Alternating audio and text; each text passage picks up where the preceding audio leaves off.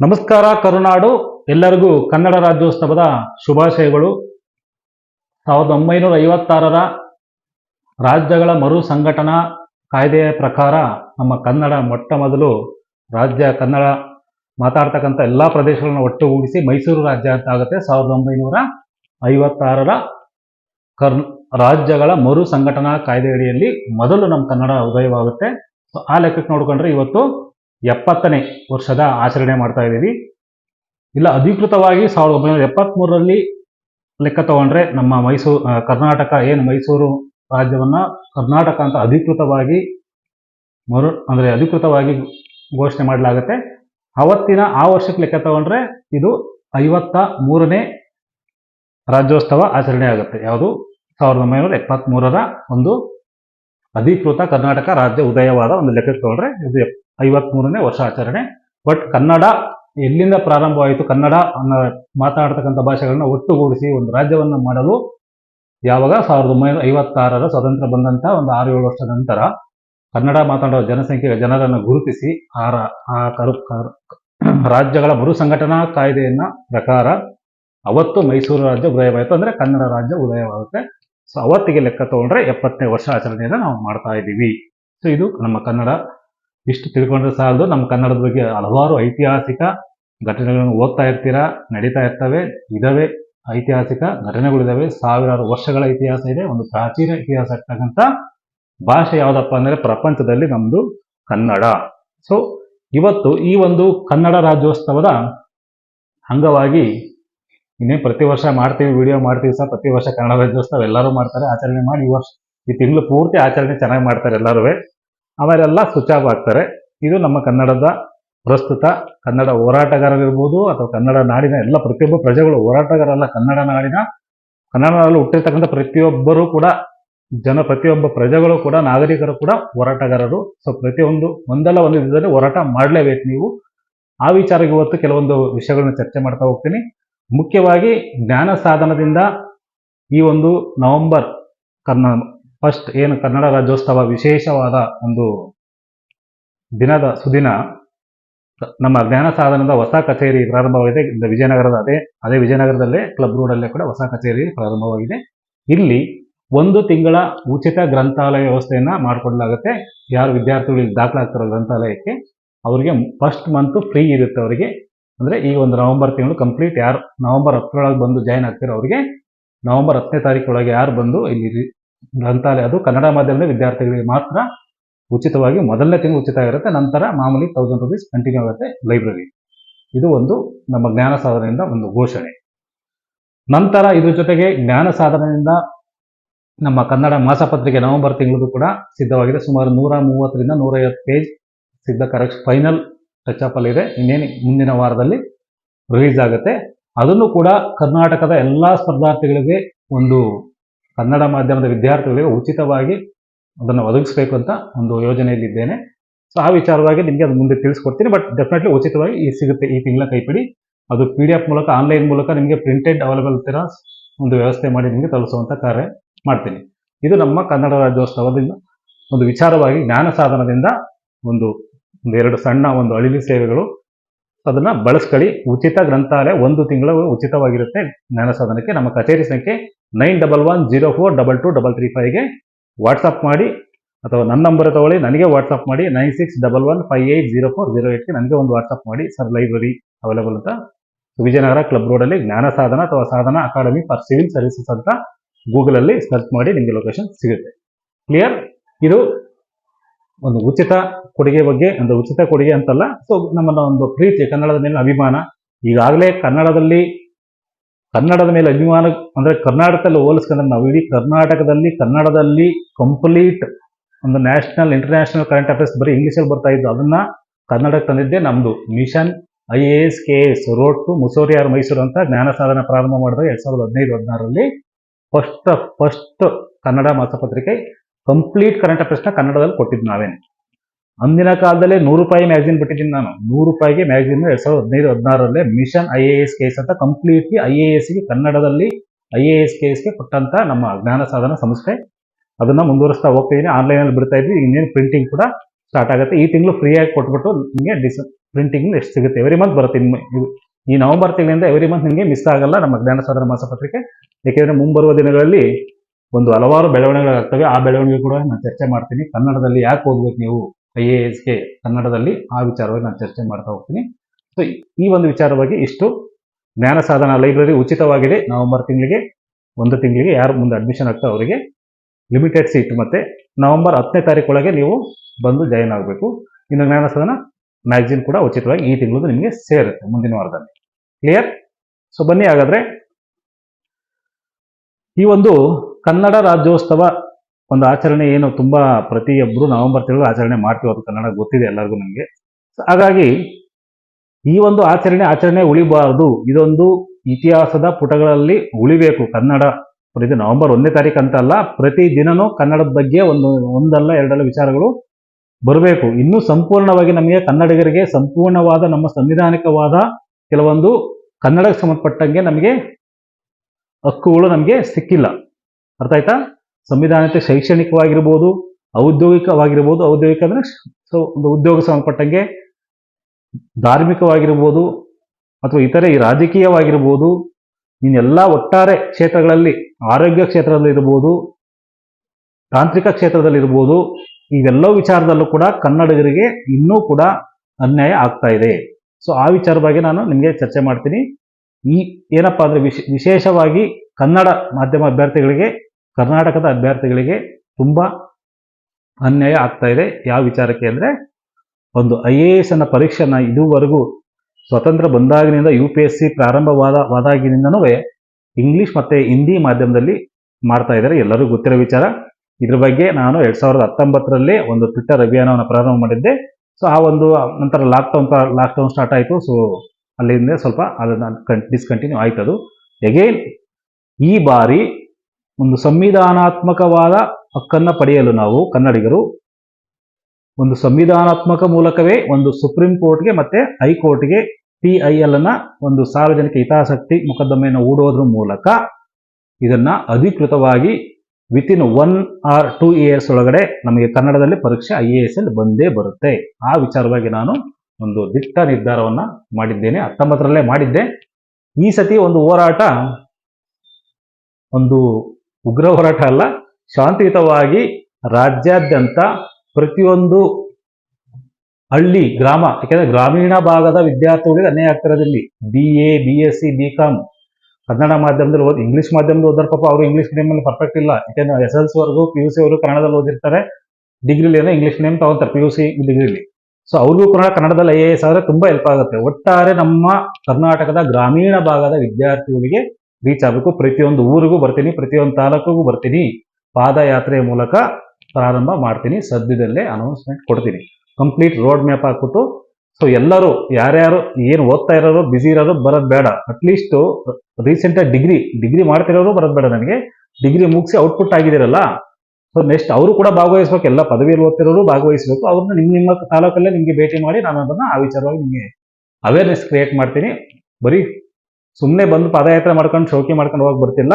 ಕನ್ನಡದಲ್ಲಿ IAS ಹೇಗಿರುತ್ತೆ ಪರೀಕ್ಷೆ ಅನ್ನೋದ್ರ ಬಗ್ಗೆ ಮಾಹಿತಿಯನ್ನ, ಒಂದು ಗೈಡೆನ್ಸ್ ನ ಕೊಡ್ತಾ ಹೋಗೋ ಕೆಲಸನ ಮಾಡ್ತೇವೆ. ಒಂದು ಸೆಮಿನಾರ್ ತರ ಪ್ರತಿಯೊಂದು ತಾಲೂಕು, ಪ್ರತಿಯೊಂದು ಊರಲ್ಲೂ ಭೇಟಿ ಕೊಟ್ಟು ಕನ್ನಡದ ಒಂದು IAS ಅಲ್ಲಿ ಹೇಗಿರುತ್ತೆ, ಒಂದು ಸಿಲೆಬಸ್ ಇರ್ಬೋದು, ಕಂಟೆಂಟ್ ಇರ್ಬೋದು, ವಿಚಾರಗಳನ್ನ, ಜ್ಞಾನವನ್ನ ನಿಮಗೆ ಉಚಿತವಾಗಿ ತಿಳಿಸ್ತಾ ಒಂದು IAS ಪರೀಕ್ಷೆ ಬಗ್ಗೆ ಒಂದು ಅವೇರ್ನೆಸ್ ಕ್ರಿಯೇಟ್ ಮಾಡ್ತಾ ಇವತ್ತು ಕನ್ನಡದಲ್ಲಿ IAS ಅಭಿಯಾನವನ್ನು ಒಂದು ಪಾದಯಾತ್ರೆ ಮೂಲಕ ನಿಮ್ಮ ಮುಂದೆ ಬರ್ತಿದ್ದೀನಿ.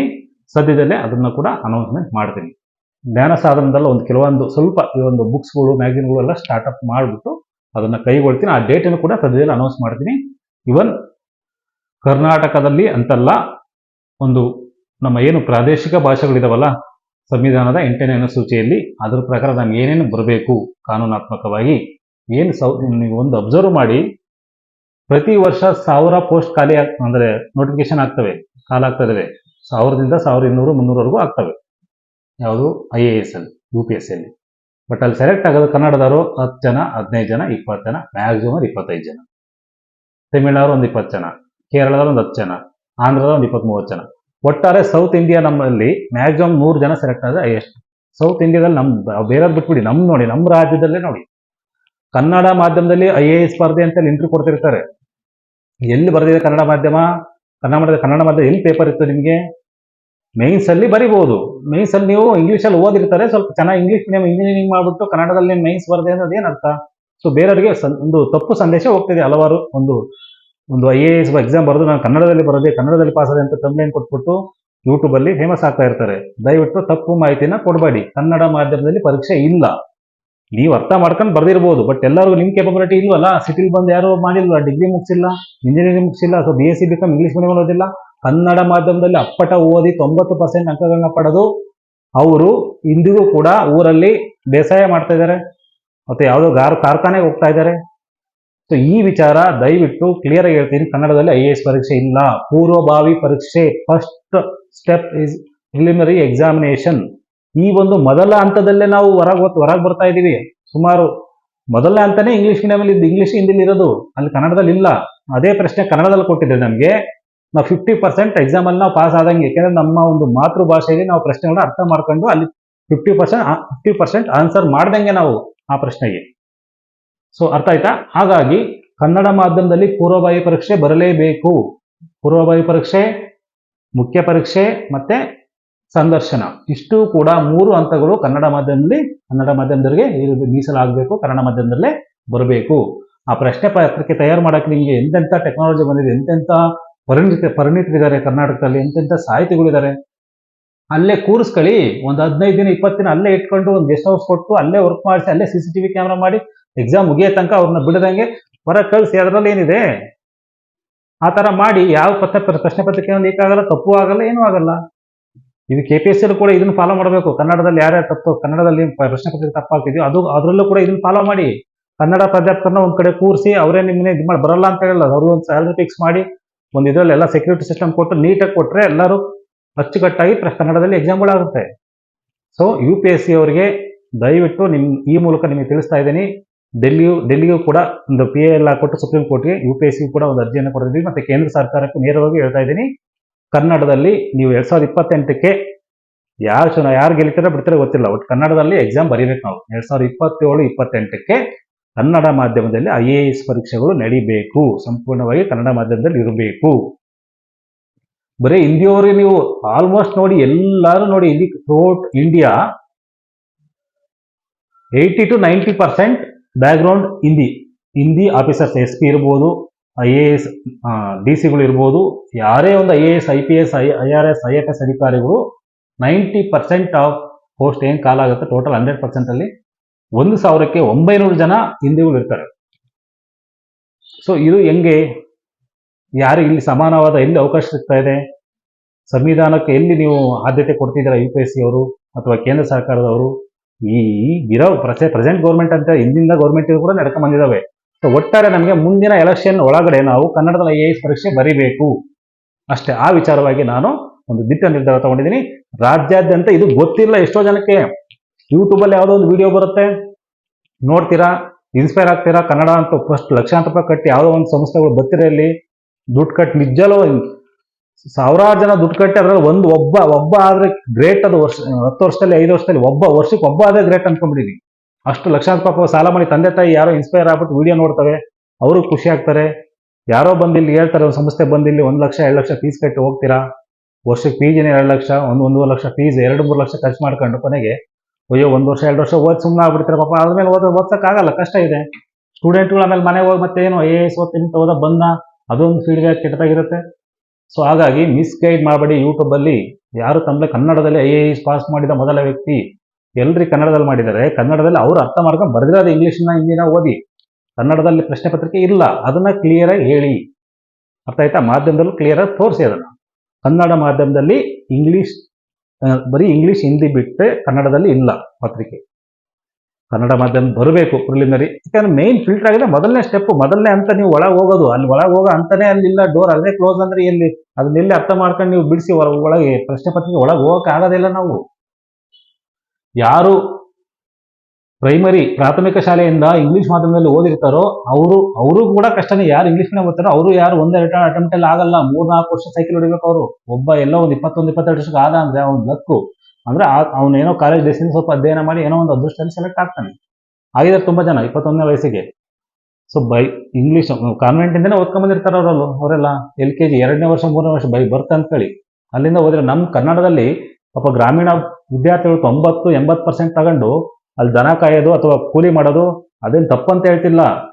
ಬಟ್ ಅವ್ರದೇ ಒಂದು ಗ್ರೌಂಡ್ ಲೆವೆಲ್ ಅಲ್ಲಿ ನಮ್ಮ ಹಳ್ಳಿಯ ಗ್ರಾಮೀಣ ಭಾಗದ ಜನರ ಕಷ್ಟಗಳನ್ನ ಕಷ್ಟ ಸುಖಗಳನ್ನ ನೋಡಿರ್ತಕ್ಕಂಥ ಅವರು ಯಾರು BA BSc BCom ಮಾಡ್ಕೊಂಡು ಪದವಿ ಗ್ರಾಮೀಣ ಭಾಗದಲ್ಲಿ ಓದ್ತಾ ಇದ್ರಲ್ಲ ವಿದ್ಯಾರ್ಥಿಗಳಿಗೆ ಆ ಹಳ್ಳಿಯ ಕಷ್ಟ ಗೊತ್ತು. ಅಂತವ್ರು ಜಿಲ್ಲಾಧಿಕಾರಿಯಾಗಿ ಬಂದ್ರೆ ದೇಶ ಉದ್ಧಾರ ಆಗುತ್ತೆ. ಕನ್ನಡದಲ್ಲಿ ಅದಕ್ಕೆ IAS ಪರೀಕ್ಷೆ ಆಗ್ಬೇಕು. ಪ್ರತಿಯೊಂದು ಗ್ರಾಮದಲ್ಲೂ ಕೂಡ ಒಬ್ಬ IAS ಆಫೀಸರ್ ಆದ್ರೆ ಅವನಿಂದ 100 ಜನ ಆಗ್ತಾರೆ. ಎಲ್ಲಿದ್ದಾರೆ ಒಂದು ಪಂಚಾಯತ್ಗೆ ಒಬ್ಬ IAS ಅಧಿಕಾರಿ ಆದ್ರೆ ಹೆಂಗ್ ಡೆವಲಪ್ ಆಗುತ್ತೆ ನಮ್ದು ಹಳ್ಳಿಗಳು ನೋಡಿ ನೀವು. ಸೊ ಈ ರೀತಿ ಒಂದು ಕನಸನ್ನು ಇಟ್ಕೊಂಡು ನಾನು ಈ ಒಂದು ನನ್ನ ಸಾಗ್ಬೇಕಂತ ಉದ್ದೇಶದಿಂದ ಪ್ರತಿಯೊಂದು ಊರಿಗೂ ಬರ್ತೀನಿ. IAS ಬಗ್ಗೆ ಉಚಿತವಾಗಿ ನಿಮಗೆ ಜ್ಞಾನವನ್ನ ಕೊಡ್ತಾ ಪಾದಯಾತ್ರೆ ಮಾಡ್ತಾ ಪ್ರತಿಯೊಬ್ಬರಿಗೂ ಅವೇರ್ನೆಸ್ ಕ್ರಿಯೇಟ್ ಮಾಡಿ ಸುಪ್ರೀಂ ಕೋರ್ಟ್ಗೆ 1 ಲಕ್ಷ ಸಹಿ ಸಂಗ್ರಹ ಮಾಡಿ ನಾನು ಅರ್ಜಿಯನ್ನ ಸಲ್ಲಿಸುವ ಉದ್ದೇಶವನ್ನು ಇಟ್ಕೊಂಡಿದ್ದೀನಿ. 1 ಲಕ್ಷ ಸಹಿ ಇರ್ಬೋದು, ಅದು 5 ಲಕ್ಷಕ್ಕೆ ಹೋಗ್ಬೋದು. 1 ಲಕ್ಷ ಕನಿಷ್ಠ 1 ಲಕ್ಷ ಸಹಿ ಸಂಗ್ರಹ ಮಾಡಿ ರಾಜ್ಯಾದ್ಯಂತ ಸುಪ್ರೀಂ ಕೋರ್ಟ್ಗೆ ಮತ್ತೆ ಹೈಕೋರ್ಟ್ಗೆ ನಾನು PIL ಆಗ್ತೀನಿ. ಆ ವಿಚಾರವಾಗಿ ಇವತ್ತು ನಾನು ತಿಳಿಸಿದ್ದೀನಿ ನಿಮಗೆ. ಮುಂದಿನ ದಿನಗಳಲ್ಲಿ ಅದನ್ನ ಪ್ರತಿಯೊಂದು ವಿಡಿಯೋ ಮೂಲಕ ನಿಮಗೆ ಚರ್ಚೆ ಮಾಡ್ತಾ ಇರ್ತೀನಿ, ಪ್ರತಿಯೊಂದು ಅಪ್ಡೇಟ್ ಕೊಡ್ತಾ ಇರ್ತೀನಿ ಯೂಟ್ಯೂಬಲ್ಲಿ. ಸರ್ ಆಮೇಲೆ ಕ್ಲಾಸಸ್ ಅದು ಇದು ಬುಕ್ಸ್ ಎಲ್ಲ ಹೇಳಿದ್ರೆ ಮತ್ತೆ ಅದು ಬಿಟ್ಬಿಟ್ರೆ ಇದರಲ್ಲಿ ಡೆಫಿನೆಟ್ಲಿ ಅದಕ್ಕೊಂದು ಟೀಮ್ ಫಿಕ್ಸ್ ಮಾಡಿ ನಾನು ಈಗಾಗಲೇ ಈ ನವೆಂಬರ್ ತಿಂಗಳಂತೂ ರಿಲೀಸ್ ಆಗ್ತವೆ ಅಲ್ಲ ಮ್ಯಾಗಝಿನ್ ಬುಕ್ಗಳು ಸಂಬಂಧಪಟ್ಟಂಗೆ ಕಂಟಿನ್ಯೂ ನಮ್ಮ ಟೀಮ್ ರೆಡಿ ಮಾಡಿ ಆ ಬುಕ್ಸ್ ಮ್ಯಾಗಝಿನ್ ವರ್ಕ್ ಆಗ್ತಿರುತ್ತೆ. ನಾನು ಪಾದಯಾತ್ರೆ ಮೂಲಕ ಕೂಡ ಅದೇ ಕೆಲಸ ಮಾಡ್ತಾ ಇರ್ತೀನಿ. ಎಲ್ಲೋದ್ರೂ ನಿಮ್ಮ ಹೊರವಾಗಿ ಕೆಲಸ ಮಾಡ್ತೀನಿ. ನಿಮಗೆ ಫ್ರೀಯಾಗಿ IAS KSಗೆ ಪಾದಯಾತ್ರೆ ಮೂಲಕ ನಿಮಗೆ ನಾನು ಎಷ್ಟು ದಿನ ನೀವು ಪಾದಯಾತ್ರೆ ಮಾಡ್ತೀನಿ ಕರ್ನಾಟಕದಲ್ಲಿ ಹಳ್ಳಿಗೆ ತಾಲೂಕಿಗೆ ಪ್ರತಿ ದಿನ ನಿಮಗೆ ನಾಲೆಡ್ಜನ್ನ ಕೊಡ್ತೀನಿ. IAS ಪರೀಕ್ಷೆ ಬಗ್ಗೆ ನಿಮಗೆ ಕಂಪ್ಲೀಟ್ ಅಲ್ಲಿಂದ ಅಟ್ಲೀಸ್ಟ್ ನಿಮ್ಗೆ 1 ಮಾರ್ಕ್ಸ್ 2 ಮಾರ್ಕ್ಸ್ ಸಿಗಬೇಕು ಆ ತರ ನಿಮಗೆ ನಾಲೆಡ್ಜನ್ನ ಕೊಡ್ತಕ್ಕಂಥ ಗೈಡೆನ್ಸ್ ಕೊಡ್ತಕ್ಕಂಥ ಕೆಲಸ ಮಾಡ್ತೀನಿ. ಅಲ್ಲೂ ನಿಮಗೆ ಸಮಯ ವ್ಯರ್ಥ ಆಗಲ್ಲ. ಪದವಿ ಓದ್ತಿರೋದಿರ್ಬೋದು, ಪದವಿ ಮುಗಿಸಿರೋದಿರ್ಬೋದು, ದಯವಿಟ್ಟು ಒಂದು 3 ತಿಂಗಳು ಅಟ್ಲೀಸ್ಟ್ ನಮಗೆ ನಿಮ್ಮ ತಾಲೂಕಿಗೆ ಬಂದಾಗ ನಿಮ್ಗೆ ಸಾಥ್ ಕೊಡಿ ಸಾಕು. ನಾನೇ ನಿಮ್ಮ ರಾಜ್ಯಾದ್ಯಂತ ನೀವು ಬನ್ನಿ ಜೊತೆಗೆ ಅನ್ಬೇಡಿ. ನಾನು ಮಾಡ್ತೀನಿ ನನ್ನ ಕೆಲಸ, ನನ್ನ ಕಾಯಕ ನಾನು ಮಾಡಲೇಬೇಕು. ನಮ್ಮ ಈ ಕರ್ನಾಟಕಕ್ಕೆ ಕನ್ನಡದಲ್ಲಿ ಪ್ರತಿಯೊಂದು ಊರಲ್ಲೂ, ಪ್ರತಿಯೊಂದು ಹಳ್ಳಿಲೂ, ಪ್ರತಿಯೊಂದು ಪಂಚಾಯತ್ಗೂ, ಪ್ರತಿಯೊಂದು ಹಳ್ಳಿಗೂ ಒಬ್ಬೊಬ್ಬ DC SP ಇರಬೇಕು ಅನ್ನೋದು ನನ್ನ ಗುರಿ.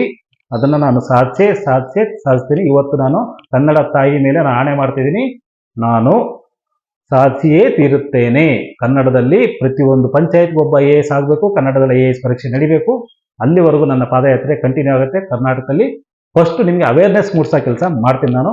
ಸೊ ಅದ್ರ ಮೂಲಕ ಧ್ವನಿ ಎತ್ತಣ. ಕೇಂದ್ರ ಸರ್ಕಾರ ಯಾವುದೇ ಇರಲಿ ಅದರ ವಿರುದ್ಧ, ಜೊತೆಗೆ UPSC ಪರೀಕ್ಷೆ ಒಂದು ಪ್ರಾಧಿಕಾರದ ವಿರುದ್ಧ ನಮ್ಮ ಧ್ವನಿ ಸುಪ್ರೀಂ ಕೋರ್ಟಲ್ಲಿ ನಮಗೆ ನ್ಯಾಯ ಸಿಗಬೇಕು. ಆ ವಿಚಾರವಾಗಿ ಜೊತೆಯಾಗಿ ನಿಮ್ಮ ಊರಿಗೆ, ನಿಮ್ಮ ತಾಲೂಕಿಗೆ ಬರ್ತೀನಿ.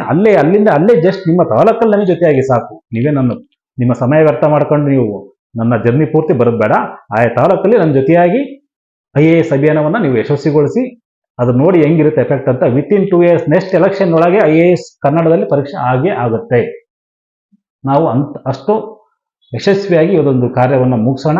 IAS ಕನ್ನಡದಲ್ಲಿ ಅಭಿಯಾನ ಸದ್ಯದಲ್ಲೇ ನಿಮಗೆ ಪೋಸ್ಟರ್ ಮೂಲಕ ಪ್ರತಿದಿನ ನಿಮ್ಗೆ ಆಲ್ಮೋಸ್ಟ್ ಒಂದು ವೀಕ್ಲಿ 1 or 2 days ನಾನು ನಿಮಗೆ ಅಥವಾ ಡೈಲಿ ಏನು ಕಂಟೆಂಟ್ ಕೊಡ್ತೀನಿ ಅದ್ರ ಜೊತೆಲಿ IAS ಅಭಿಯಾನದ ಬಗ್ಗೆ ಅವೇರ್ನೆಸ್ ಕೊಡ್ತಾ ಇರ್ತೀನಿ. ಅವಾಗ ವಿಡಿಯೋನು ಮಾಡ್ತಿರ್ತೀನಿ.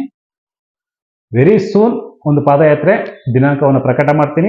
ಒಂದು ರೋಡ್ ಮ್ಯಾಪ್ನ ಹಾಕ್ಬಿಟ್ಟು ಆಯಾ ತಾಲೂಕು, ಆಯಾ ಊರಲ್ಲಿ ನೀವು ನನಗೆ ಬನ್ನಿ ಸಾಕು. ಅವತ್ತು ಒಂದಿನ ಬನ್ನಿ ಸಾಕು. ನೀವೇನು ದಿನ ನನ್ನ ಜೊತೆ ಬರೋದು ಬೇಡ. ನಿಮ್ಮ ಊರಲ್ಲಿ ನೀವು ನನ್ನ ಜೊತೆಯಾಗಿ ಒಂದು ಧ್ವನಿಯನ್ನು ಎತ್ತೋಣ. ಶಾಂತಿಯುತವಾಗಿ ಒಂದು ಸಹಿ ಸಂಗ್ರಹ ಮೂಲಕ ಧ್ವನಿ ಎತ್ತಿ ನಮ್ಮ ಕೇಂದ್ರ ಸರ್ಕಾರ ಇರ್ಬೋದು, ಒಂದು ಕೇಂದ್ರ ಲೋಕಸೇವಾ ಆಯೋಗಕ್ಕೆ BCಯನ್ನ ಮೂಡಿಸುವಂತ ಕಾರ್ಯ ಮಾಡೋಣ.